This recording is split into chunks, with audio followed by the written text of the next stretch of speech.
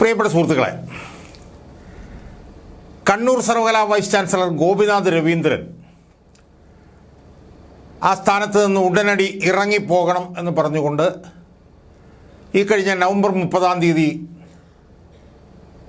ബഹുമാനപ്പെട്ട സുപ്രീം കോടതിയുടെ 3-അംഗ ബെഞ്ചിൻ്റെ ഒരു വിധിന്യായം വരികയുണ്ടായി. 72 പേജുള്ള ആ വിധിന്യായം വലിയ പ്രത്യാഘാതങ്ങൾ ഉളവാക്കുന്ന ഒരു വിധിന്യായമാണ്. ബഹുമാനപ്പെട്ട സുപ്രീം കോടതിയുടെ chief justice DY Chandrachud, JB Pardiwala, Manoj Mishra എന്നിവരടങ്ങുന്ന 3-അംഗ ബെഞ്ചിൻ്റെ വിധിയാണ് നവംബർ 30 പുറപ്പെടുവിക്കപ്പെട്ടത്. സുഹൃത്തുക്കളെ, ആ വിധിയുടെ പ്രത്യാഘാതം എന്താണെന്ന് ചോദിച്ചാൽ, കേരള മുഖ്യമന്ത്രി പിണറായി വിജയനും കേരളത്തിലെ ഉന്നത വിദ്യാഭ്യാസ മന്ത്രി R ബിന്ദുവും അവർക്കൊരു നിമിഷം പോലും അധികാരത്തിൽ തുടരാൻ കഴിയില്ല എന്നുള്ളതാണ് ആ വിധിന്യായത്തിൻ്റെ പ്രത്യാഘാതം. പക്ഷെ അത്രയും ഗുരുതരമായ പ്രത്യാഘാതം ഉളവാക്കുന്ന ആ ഒരു വിധിന്യായം വന്ന് ഏതാനും ദിവസങ്ങൾ കഴിഞ്ഞിട്ട് പോലും ആ വിധിന്യായം കേരളത്തിൽ ഒരു അനുരണനവും സൃഷ്ടിച്ചില്ല എന്നുള്ളത് അത്യന്തം ദയനീയമാണ്, പരിതാപകരമാണ് എന്ന് മാത്രമേ പറയാനാവൂ. ആ വിധിന്യായത്തിൻ്റെ പ്രത്യാഘാതം ഞാൻ സൂചിപ്പിച്ചതുപോലെ മുഖ്യമന്ത്രിയും ഉന്നത വിദ്യാഭ്യാസ മന്ത്രിയും അവർക്ക് ഒരു നിമിഷം പോലും അധികാരത്തിൽ തുടരാൻ കഴിയില്ല എന്നുള്ളതാണ് അതിൻ്റെ പ്രത്യാഘാതം. ആ വിധിന്യായത്തിൻ്റെ വിശദാംശങ്ങളിലേക്ക് നമ്മൾ പോകുന്നുണ്ട്.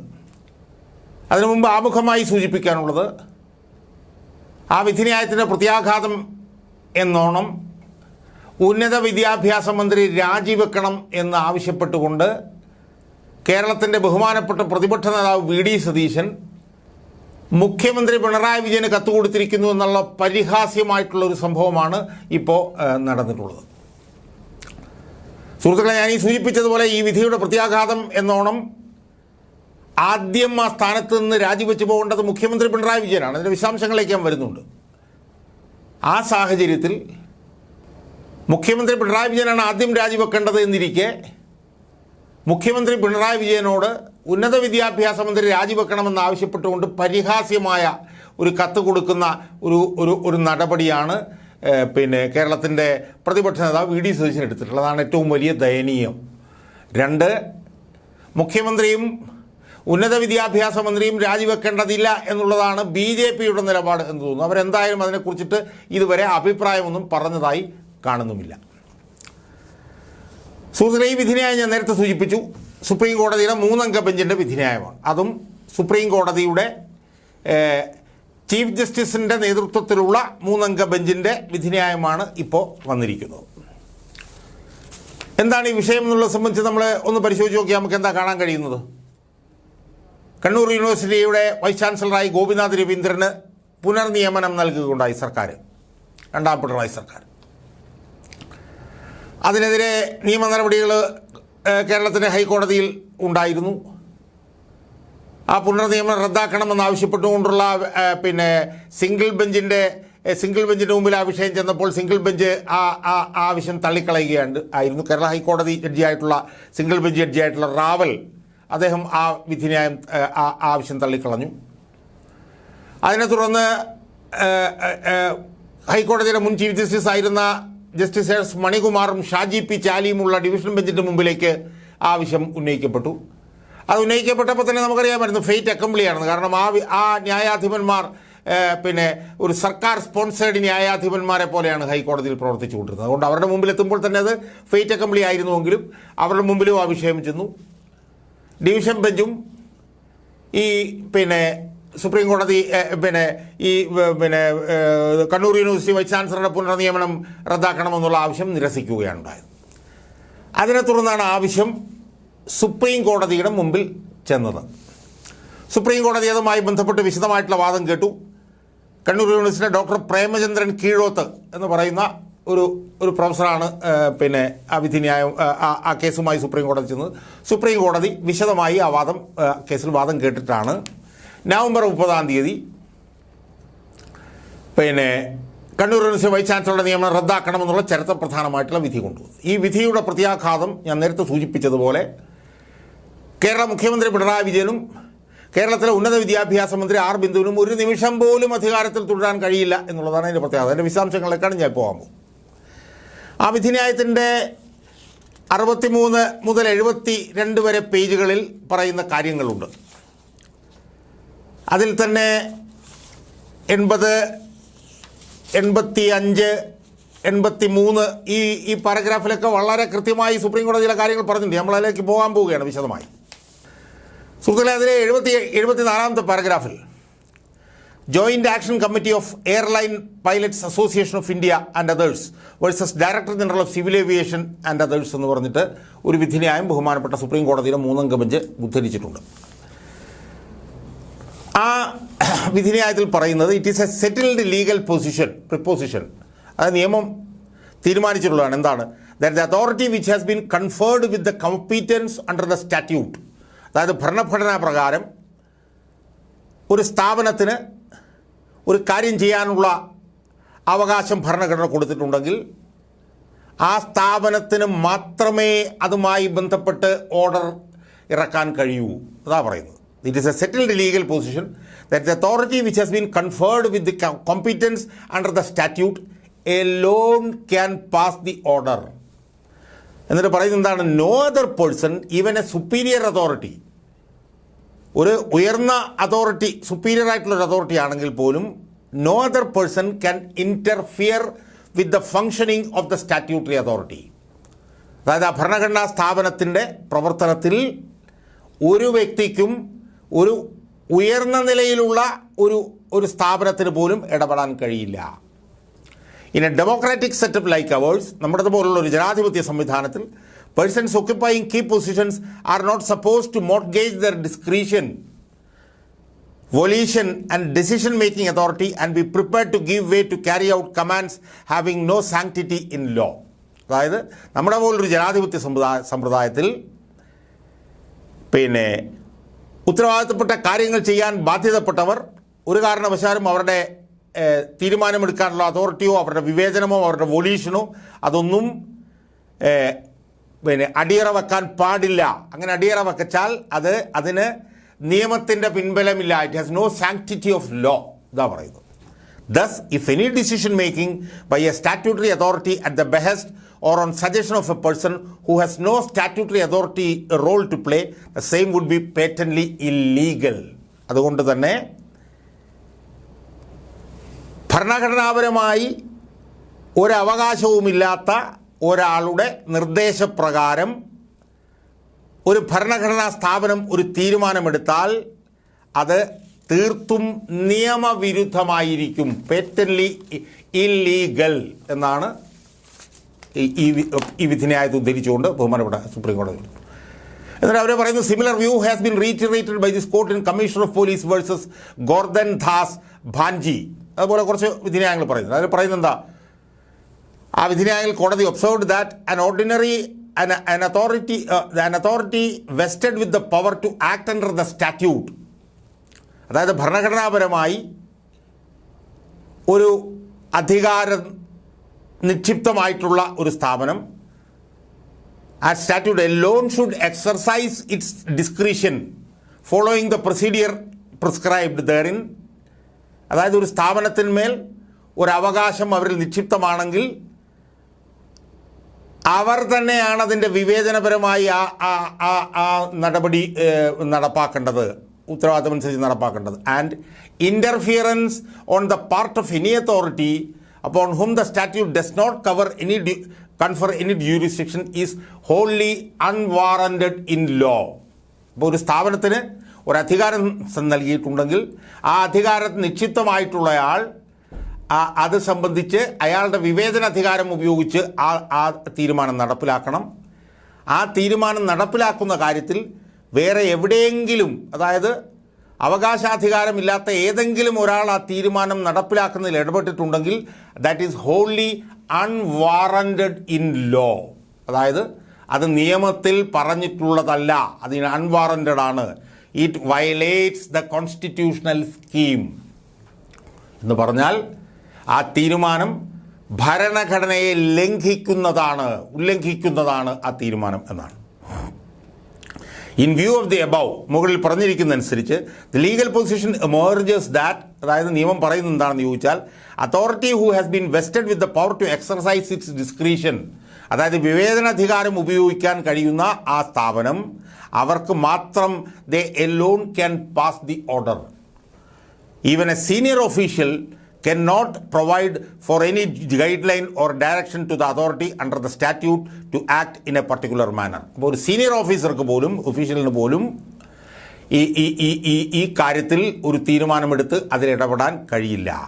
അതാണ് പാരഗ്രാഫ് 74 ഈ 3 അംഗ ബെഞ്ച് പറയുന്നത്. എന്ന് പറഞ്ഞാൽ, ഭരണഘടനാപരമായൊരു സ്ഥാപനത്തിന് മേൽ അവർക്കൊരു അധികാരം നൽകിയിട്ടുണ്ടെങ്കിൽ അത് നടപ്പിലാക്കാൻ ഉത്തരവാദിത്വപ്പെട്ട ആൾക്ക് അയാളുടെ വിവേചനാധികാരപ്രകാരം അയാൾക്ക് മാത്രമേ ഉത്തരവിറക്കാൻ കഴിയുകയുള്ളൂ. ആ ഉത്തരവിറക്കുന്ന കാര്യത്തിൽ അങ്ങനെ അവകാശാധികാരമില്ലാത്ത ഒരാൾക്കും, ഒരു ഉന്നതനാണെങ്കിൽ പോലും അയാൾക്ക് ഇടപെടാൻ കഴിയുകയില്ല. അങ്ങനെ ഇടപെട്ടാൽ അത് നിയമവിരുദ്ധവും ഭരണഘടനാ വിരുദ്ധവുമാണ് എന്നാണ് ഈ സുപ്രീം കോടതി ഈ വിധിയിൽ പറഞ്ഞിരിക്കുന്നത്. എന്നിട്ട് അവർ പറയുന്നുണ്ട്, ഗവർണറുടെ അധികാരമല്ല ചാൻസലർക്കുള്ള അധികാരം. While discharging the functions as the chancellor, he does not have to act in his discretion and he does not act on the aid and advice of the ministers. Chancellor, ഗവർണറാണ് act and advise of the minister പ്രവർത്തിക്കേണ്ടത്. The performance and functions and duties under a constitution with the aid and advice of the council of ministers is distinct and different from his discharge of the powers and duties of the office as the chancellor of the university. അതായത് governor ഈ പറഞ്ഞ പോലെ സർക്കാരിൻ്റെ aid and എന്താണ് act he does not act in the discretion, അതായത് governor ഒരു council of മിനിസ്റ്റേഴ്സിൻ്റെ aid and advise അനുസരിച്ചാണ് പ്രവർത്തിക്കേണ്ടത്. പക്ഷേ ഒരു ചാൻസലർ ഒരിക്കലും അങ്ങനെ പ്രവർത്തിക്കേണ്ടതില്ല. Under the Act and the Statute, the Chancellor has independent existence, സ്വതന്ത്രമായ അധികാരമുണ്ട്, and exercise his powers without any interference from any quarter. Therefore, the office as the Chancellor, held by the Governor, is a statutory office quite distinct from the office of the Chancellor. Same view was the office as a Chancellor held by the Governor is a statutory office quite distinct from the office of the governor. വളരെ കൃത്യമാണല്ലോ ആ കാര്യത്തിൽ. അപ്പോൾ അതിൻ്റെ അടിസ്ഥാനത്തിൽ കോടതി ചില നിരീക്ഷണങ്ങൾ നടത്തിയിട്ടുണ്ട്. ആ നിരീക്ഷണങ്ങളിനകത്ത് വളരെ കൃത്യമാണ് കാര്യങ്ങൾ. 83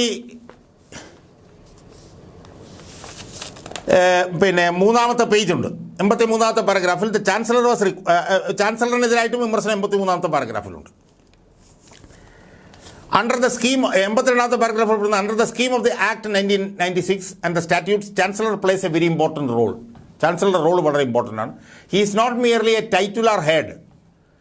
In the selection of the Vice Chancellor, he is the sole judge and his opinion is final in all respects. അതായത് ഒരു വൈസ് ചാൻസലറെ തിരഞ്ഞെടുക്കുമ്പോൾ ചാൻസലറുടെ പങ്ക് അന്തിമമാണ് എല്ലാ അർത്ഥത്തിലും. Reappointing of the Vice Chancellor, the main consideration to prevail upon the Chancellor is the interest of the university. ഒരു സർവകലാശാലയിലെ vice ചാൻസലറെ നിയമിക്കുമ്പോൾ സർവകലാശാലയുടെ താല്പര്യം മാത്രമായിരിക്കണം ചാൻസലറുടെ മനസ്സിൽ ഉണ്ടാവേണ്ടത് എന്നുള്ളതാണ് അതിനകത്ത് പറഞ്ഞിട്ടുള്ളത്. 83th പാരഗ്രാഫാണ് നിർണായകം. The Chancellor was required to discharge his duties in accordance with law and guided by the dictates of his own judgment and not at the behest of anybody else. അതായത് ചാൻസലറുടെ അവകാശാധികാരങ്ങൾ ഉപയോഗിക്കുമ്പോൾ അയാളുടെ വിവേചനാധികാരം ഉപയോഗിച്ച് ആയിരിക്കണം അത് ഉപയോഗിക്കുന്നത്, അല്ലാതെ വേറെ ആരും പറഞ്ഞതനുസരിച്ചാവരുത്, വേറെ ആരുടെയും ബെഹസ്റ്റിലാവരുത്. Law does not recognize any such extra constitutional interference in the exercise of statutory discretion.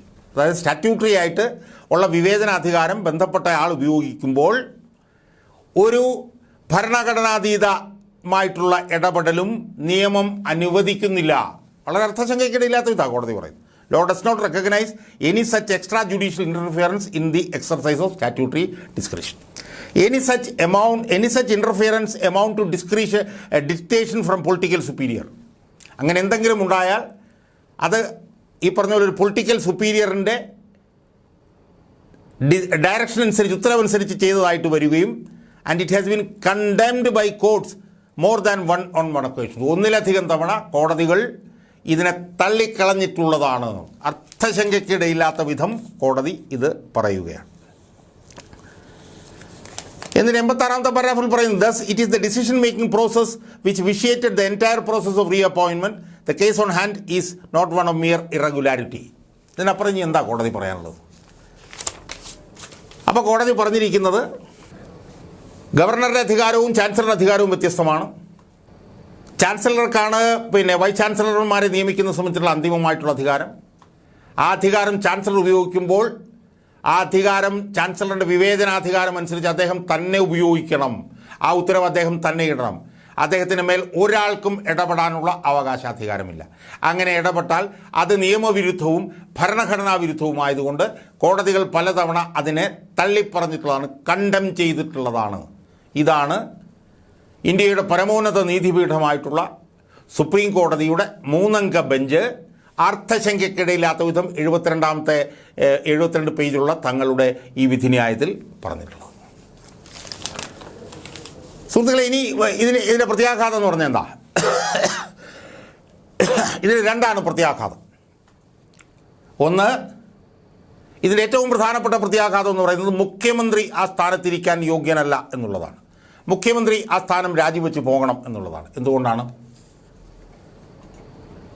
Kannur സർവകലാശാല വൈസ് ചാൻസലർക്ക് പുനർനിയമനം നൽകണം എന്നുള്ള ആവശ്യം നിയമവിരുദ്ധമായും ഭരണഘടനാ വിരുദ്ധമായും ഗവർണറോട് നേരിട്ട് അദ്ദേഹത്തിൻ്റെ ഓഫീസിൽ ചെന്ന് ആവശ്യപ്പെടുകയായിരുന്നു കേരള മുഖ്യമന്ത്രി പിണറായി വിജയനെന്ന് രാജ്ഭവനിൽ ബഹുമാനപ്പെട്ട ഗവർണർ ആരിഫ് മുഹമ്മദ് ഖാൻ നടത്തിയ പത്രസമ്മേളനത്തിൽ അദ്ദേഹം തന്നെ 1 വർഷം മുമ്പ് പറഞ്ഞിട്ടുള്ളതാണ്. അദ്ദേഹം അന്നത്തെ പത്രസമ്മേളനത്തിൽ പറഞ്ഞത്, chief minister personally came to Raj Bhavan and requested me that in the matter of the appointment of Kannur University Vice Chancellor, that it is his home district. അതായത് മുഖ്യമന്ത്രി പിണറായി വിജയൻ നേരിട്ട് രാജ്ഭവനിൽ വരികയും കണ്ണൂർ സർവകലാശാല വൈസ് ചാൻസലറുടെ കാര്യത്തിൽ അനുകൂലമായ തീരുമാനമെടുക്കണം, കാരണം അദ്ദേഹം തൻ്റെ സ്വന്തം ജില്ലയിൽ നിന്ന് ഉള്ള ആളാണ് എന്ന് കേരളത്തിൻ്റെ ഗവർണർ ആരിഫ് മുഹമ്മദ് ഖാൻ 1 വർഷം മുമ്പ് അദ്ദേഹം രാജ്ഭവനിൽ നടത്തിയിട്ടുള്ള പത്രസമ്മേളനത്തിൽ അദ്ദേഹം തന്നെ പറഞ്ഞിട്ടുള്ളതാണ്. അതിൻ്റെ ഒരു ഭാഗം നമുക്ക് ഇനിയൊന്ന് കേട്ടു നോക്കാം. And I don't want to continue as chancellor. If I had any vested interest, why I would say that I don't want to continue as chancellor. And I said in this letter that I know that the assembly is not, since the assembly is not in session, you can go for an ordinance, and I promise that I shall sign the same immediately. But you become chancellor. Relieve me of this duty. Why I was forced to write that letter? Chief Minister personally came to Raj Bhavan and requested me that in the matter of the appointment of Kannur University Vice Chancellor, that is his home district, and I agreed with him that I will give weightage to your opinion. You are democratically elected leader. Yes, I shall give weightage to your opinion. But we have to go through a process. That we did not discuss. അപ്പോൾ ഈ കേൾക്കുന്നതിൽ നിന്ന് വ്യക്തമാണല്ലോ സുഹൃത്തുക്കളെ, അദ്ദേഹം അവിടെ വന്നു നേരിട്ട് പറഞ്ഞു. ഇത് ഗവർണർ ആരിഫ് മുഹമ്മദ് ഖാൻ 1 വർഷം മുമ്പ് പറഞ്ഞതാണ്. ഇതുവരെ കേരളത്തിലെ മുഖ്യമന്ത്രി തള്ളിപ്പറഞ്ഞിട്ടില്ല. താനിങ്ങനെ പറഞ്ഞിട്ടില്ല എന്ന് മുഖ്യമന്ത്രി ഇതുവരെ നിഷേധിച്ചിട്ടില്ല. അപ്പോൾ അതിൻ്റെ അർത്ഥം എന്താണ്? നിയമഭാഷയിൽ പറഞ്ഞാൽ അത് ഒരു അഡ്മിറ്റഡ് ഫാക്റ്റാണ്. ഇനി 2, അതിനുശേഷം ഉന്നത വിദ്യാഭ്യാസ മന്ത്രി അത് പറഞ്ഞു. ഉന്നത വിദ്യാഭ്യാസ മന്ത്രി കത്തായി തന്നെ എഴുതി കൊടുത്തു. ആ കത്തിൽ വളരെ കൃത്യമായി പറയുന്നുണ്ട്, കണ്ണൂർ സർവകലാശാല വൈസ് ചാൻസലറായി ഗോപിനാഥ് രവീന്ദ്രനെ നിയമിക്കണം. അത് ഉന്നത വിദ്യാഭ്യാസ മന്ത്രി ആർ ബിന്ദു എഴുതി കൊടുത്തിട്ടുള്ള കത്താണ്. ആ കത്താണ് ഇപ്പോൾ നിങ്ങൾ ബാക്ക്ഗ്രൗണ്ടിൽ കണ്ടുകൊണ്ടിരിക്കുന്നത്. അപ്പോൾ കണ്ണൂർ വൈസ് ചാൻസലറെ നിയമിക്കുന്നതുമായി ബന്ധപ്പെട്ടുകൊണ്ട് കേരള മുഖ്യമന്ത്രി പിണറായി വിജയനും ഉന്നത വിദ്യാഭ്യാസ മന്ത്രി ആർ ബിന്ദുവും നിയമവിരുദ്ധമായും ഭരണഘടനാ വിരുദ്ധമായും ഇടപെട്ടു എന്നതിൻ്റെ അർത്ഥശങ്കയ്ക്കിടയില്ലാത്ത തെളിവുകൾ പൊതുമണ്ഡലത്തിൽ ഇന്ന് ലഭ്യമാണ്. മുഖ്യമന്ത്രി ഇടപെട്ടു എന്നുള്ള കാര്യം രാജ്ഭവൻ നടത്തിയ പത്രസമ്മേളനത്തിൽ തന്നെ കേരളത്തിൻ്റെ ഗവർണർ ആരിഫ് മുഹമ്മദ് ഖാൻ വ്യക്തമാക്കിയിട്ടുള്ളതാണ്. അദ്ദേഹം കത്തിൽ തന്നെ അത് എഴുതി കൊടുത്തിട്ടുള്ളതാണ്. പിന്നീട് ആ കാര്യം ഇതുവരെ മുഖ്യമന്ത്രി നിഷേധിച്ചിട്ടില്ല. അപ്പം ഞാൻ നേരത്തെ പറഞ്ഞ പോലെ നിയമപരമായ ഭാഷയിൽ അത് അഡ്മിറ്റഡ് ഫാക്റ്റാണ്. 2, ഉന്നത വിദ്യാഭ്യാസ മന്ത്രി ആർ ബിന്ദു നിയമവിരുദ്ധമായും ഭരണഘടനാ വിരുദ്ധമായും കണ്ണൂർ സർവകലാശാല വൈസ് ചാൻസലറായി ഗോപിനാഥ് രവീന്ദ്രനെ നിയമിക്കണം എന്ന് പറഞ്ഞുകൊണ്ട് കേരള ഗവർണർ ആരിഫ് മുഹമ്മദ് ഖാന് കത്ത് തന്നെ എഴുതി കൊടുത്തിട്ടുള്ളതാണ്.